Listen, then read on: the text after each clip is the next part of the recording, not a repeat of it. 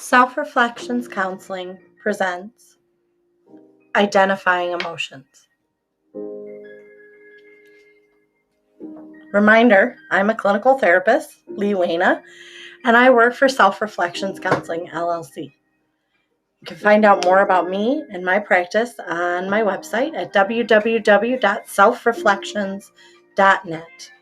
These videos and the content are not intended to replace proper treatment or therapy, but they're intended as a self-help resource. Let's get started. One of my favorite artists of all time is the painter Bob Ross. He was an American painter, art instructor, and television host.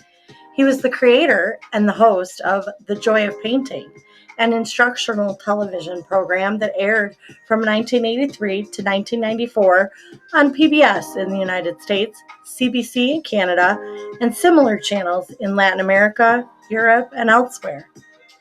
And he taught me that sometimes words aren't enough to express and identify our emotions. Sometimes you need a picture. Today, I'd like you to pick an emotion that you'd like to get better at handling. Maybe you would like to lessen your anger or decrease your sadness.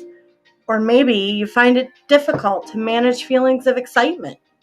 Whatever it may be, bring that emotion fully to mind. Next, think about the most recent time that you felt that emotion. What was happening? What were the details of the situation? Bring the incident all the way to your mind. Answer who, what, when, where, why, and how.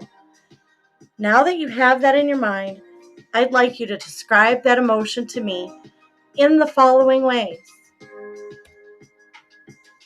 As a color, as a type of weather, as a landscape, as a sound, and as a food.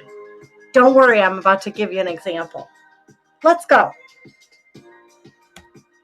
For instance, if I were describing anxiety, I might say that anxiety is bright orange. It's intrusive and upsetting to look at. It hurts my eyes and makes me squint and turn away. It's a hurricane and a tornado happening all at once, with chaos and fear abounding. There's rain and wind and terror. Anxiety is a landscape. It's a fault line cracking beneath my feet, with a feeling of sheer fear as my feet spread, trying to keep myself upright on both sides of the line. And it sounds like 4 different radio stations playing country, heavy metal, rap, and a news broadcast all at the same time. I can't pay attention to any one of those things.